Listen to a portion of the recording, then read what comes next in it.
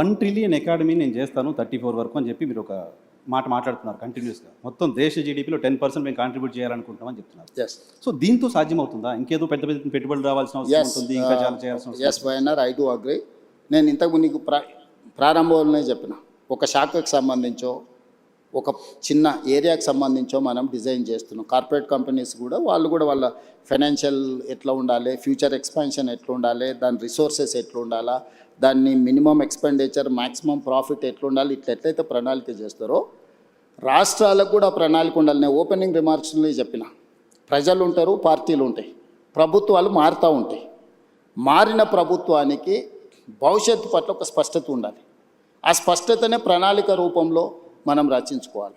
ఇప్పటి వరకు భారతదేశంలో ఏ రాష్ట్రానికి కూడా కాంప్రహెన్సివ్ డిజైన్ అనేది లేదు, కాంప్రహెన్సివ్ పాలసీ లేదు.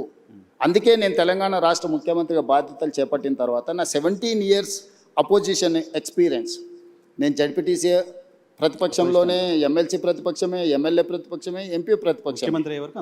17 yearsలో నేను ముఖ్యమంత్రి అయ్యే వరకు నేను ప్రతిపక్షంలో ఉన్నా. ఏ రోజు కూడా అధికారంలో లేను, అధికార పార్టీలో కూడా లేను. కానీ 17 సంవత్సరాల సుదీర్ఘ నా ప్రతిపక్షంలో ఉన్న నాకున్న అనుభవం, సమస్యలు చూసిన కోణం, సమస్యల్ని ప్రత్యక్షంగా ఏ విధంగా పరిష్కరించవచ్చు అన్న ఉన్న ఆలోచనతోని తెలంగాణ కోసం ఒక పాలసీ డాక్యుమెంట్ని తయారు చేసింది. ఆ పాలసీ డాక్యుమెంట్ పేరే తెలంగాణ రైజింగ్ 2047. ఈ పాలసీ డాక్యుమెంట్ ఉండాలన్నది నా ఆలోచన. పాలసీలో చాప్టర్స్ అనేటివి నేను రాసినవి కాదు. ఓ సత్యనాథెల్ల ఇందులో ఉన్నాడు, సంతను నారాయణ ఉన్నాడు, లేకపోతే world bank chairman Ajay Banga ఉన్నాడు, లేకపోతే రఘురామరాజన్ ఎక్స్ ఆర్బీఐ గవర్నర్ ఉన్నాడు, NITI Aayog government of India vice chairman Suman Bery ఉన్నాడు, ఐఎస్బి ఇన్స్టిట్యూట్ ఇక్కడ ఏదైతే ఉన్నదో one of the best institute in the world, ISB మా policy document partner, NALSAR university మా పాలసీ డాక్యుమెంట్ పార్ట్నర్, తో గ్రేట్ బ్రిటన్ ప్రైమ్ మినిస్టర్ అతను మా దాంట్లో, ఇప్పుడు ఫార్మర్ ప్రైమ్ మినిస్టర్, అతను మా పాలసీ డాక్యుమెంట్లో పార్ట్నర్. అంటే ప్రపంచంలో ఉండే వివిధ మేధావులను, వివిధ పెద్ద పెద్ద కార్పొరేట్ కంపెనీల సీఈఓలను మన తెలంగాణ రైజింగ్ 2047 పాలసీ డాక్యుమెంట్లో వాళ్ళందరినీ బోర్డులోకి తీసుకొచ్చి కంప్లీట్గా వాళ్ళందరికీ మేమేమనుకుంటున్నాం వాళ్ళతో కూర్చొని మాట్లాడి పబ్లిక్ డొమైన్లో కూడా పెడితే దాదాపుగా మనకు ఒక 20 లక్షల సజెషన్స్ వచ్చినాయి ఆన్లైన్. వాటన్నిటిని కూడా ఫిల్టర్ చేసినాం. అందులో ఉండే ఎస్సెన్స్ అంతా వాళ్ళు ఇచ్చిన సూచనలు, సలహాలు, అది విద్యార్థులకు కావచ్చు, లేకపోతే నిరుద్యోగుల కోసం కావచ్చు, లేకపోతే ఉమెన్ కోసం కావచ్చు, లేకపోతే ఐటీ పాలసీ కావచ్చు, ఇండస్ట్రియల్ పాలసీ కావచ్చు, లేకపోతే ఏఐ కావచ్చు, ఇట్లా చెప్పుకుంటూ వెళ్తే ప్రతి వర్టికల్ మీద ఆల్మోస్ట్ 8 months కంటిన్యూస్గా చీఫ్ సెక్రటరీ నుంచి ప్రతి ఆఫీసర్ని ఇందులో పెట్టి, ఒక గ్రూప్ ఆఫ్ ఆఫీసర్స్ని పెట్టి, గ్రూప్ ఆఫ్ మినిస్టర్స్ని పెట్టి కన్సెన్సస్ బిల్డ్ చేసి ప్రపంచ దేశంలో ఉన్న ప్రతి ఒక్కరిని మన పాలసీ డాక్యుమెంట్లో ఇంక్లూడ్ చేసి ఇక్కడ ఉన్న నైసర్గిక స్వరూపాన్ని వివరించి, ఇప్పుడు కాశ్మీర్లో ప్లాన్ చేసుకుంటే కాశ్మీర్కు తగ్గట్టు చేసుకోవాలి.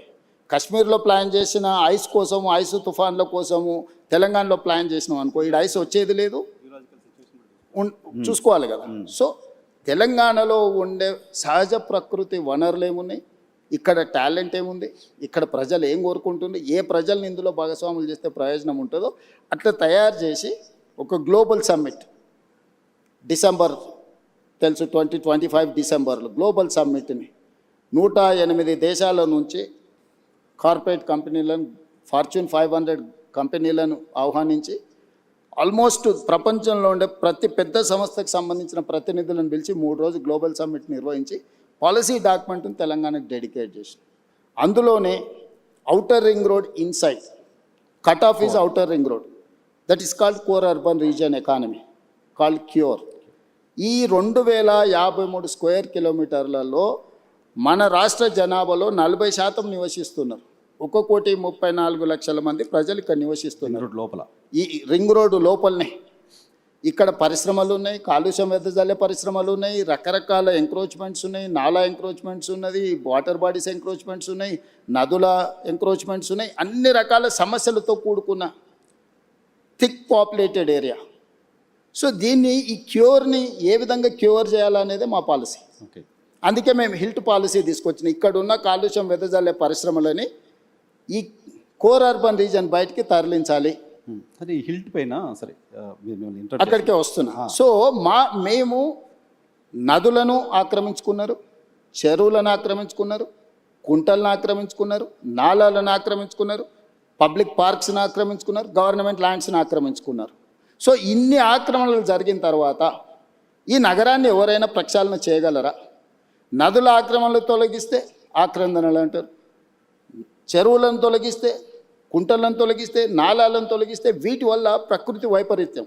ఎక్కడైతే నీళ్లు ఉండాలనో ఆ నీళ్ళు స్థావరాన్ని నువ్వు ఆక్రమించుకుంటే నీళ్ళు నీ మీదకి వస్తాయి. జపాన్లో ఒక సేయింగ్ ఉంది, నగరాలను నువ్వు కలుషితం చేసినా మర్చిపోతాయేమో కానీ నీటి వనరులను నువ్వు కలుషితం చేస్తే ఎప్పుడూ మర్చిపోదు. ఈరోజు నువ్వు ఎక్కడైతే ఎంక్రోచ్మెంట్ చేస్తున్నావు వాటర్ బాడీస్ని కానీ, లేక్స్ని కానీ, వాటర్ ఫ్లోస్ని కానీ నువ్వు డిస్టర్బ్ చేస్తావు, ప్రకృతి వైపరీత్యం జరిగినప్పుడు ఎక్కడైనా నువ్వు తీసుకో విధ్వంసం, విలయ తాండవం జరుగుద్ది. సో నువ్వు నగరంలో రోడ్లు ఆక్రమించుకున్నా, లేకపోతే ఇంకేదన్నా ఆక్రమించుకున్నా, గవర్నమెంట్ ల్యాండ్స్ ఆక్రమించుకున్నా ప్రకృతి నిన్ను క్షమిస్తుందేమో కానీ చెరువులు, కుంటలు, నాలలు, నదులను ఆక్రమించుకుంటే ప్రకృతి నిన్ను క్షమించదు. ప్రకృతి ప్రకోపించిన రోజు ఏది మిగలదు. సో మీ విజన్ డాక్యుమెంట్లో భాగమే హైడ్రా కావచ్చు, హిల్ట్ పాలసీ కావచ్చు.